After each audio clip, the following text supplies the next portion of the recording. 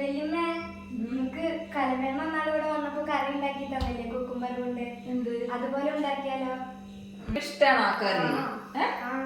ഉണ്ടാക്കി തരാം. ഇവിടെ ഇതുകൊണ്ട് അങ്ങനെ കറി ഉണ്ടാക്കാറില്ലല്ലോ. ഇതിന് കണ്ണൂരൊക്കെ എന്താ പറയാന്നറിയോ?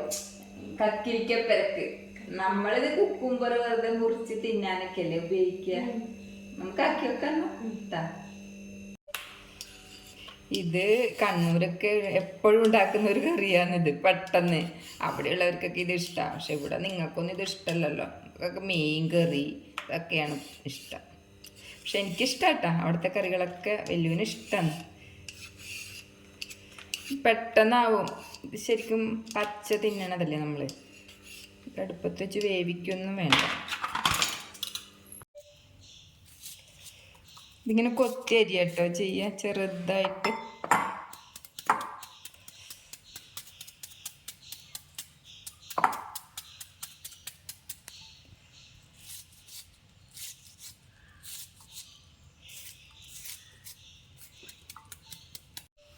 ഇപ്പം ഞാൻ കുക്കുംബർ ഇവിടെ ചെറുതായി അരിഞ്ഞു വെച്ചിട്ടുണ്ട്. കക്കിരിക്ക കേട്ടോ, കക്കിരിക്ക പെരക്ക് കണ്ണൂർ രീതിയിൽ അങ്ങനെയാണ് പറയുക. അപ്പം അതിന് ഞാൻ ഈ ഒരു മുറി തേങ്ങ ചിരവി എടുക്കുന്നുണ്ട്.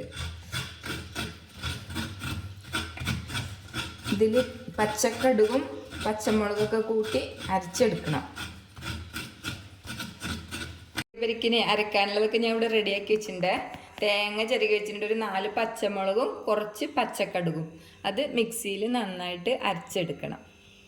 ഞാൻ തേങ്ങയും കടുകും മുളകൊക്കെ കൂടി പച്ചമുളക് കേട്ടോ 3-4 പച്ചമുളക് അതും കൂടി മിക്സിയിലിട്ട് വെള്ളമൊക്കെ ഒഴിച്ച് വെച്ചിട്ടുണ്ടെങ്കിൽ അതൊന്ന് നന്നായിട്ട് അരച്ചെടുക്കണം.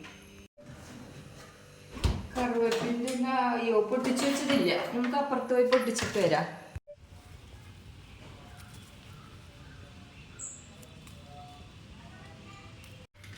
ഞാനിവിടെ ഇത് അരച്ച് വെച്ചിട്ടുണ്ട്. അത് ഇതിലേക്ക് ഒഴിച്ചു കൊടുക്കാം.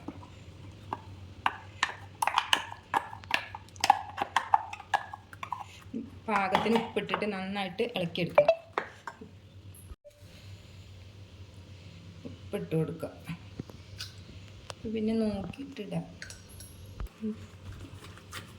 നന്നായിട്ടൊന്ന് ഉടച്ച് ചേർക്കാം.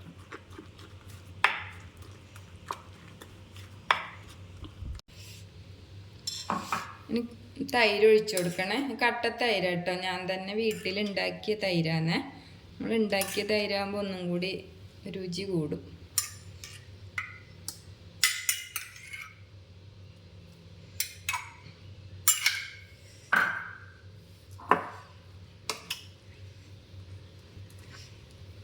കടുകും മുളകും കറിവേപ്പിൻ്റെ ഇലയൊക്കെ കൂടി വറവിടണേ, എന്നാലും അതിൻ്റെ ശരിക്കുള്ള രുചി കിട്ടുള്ളൂ.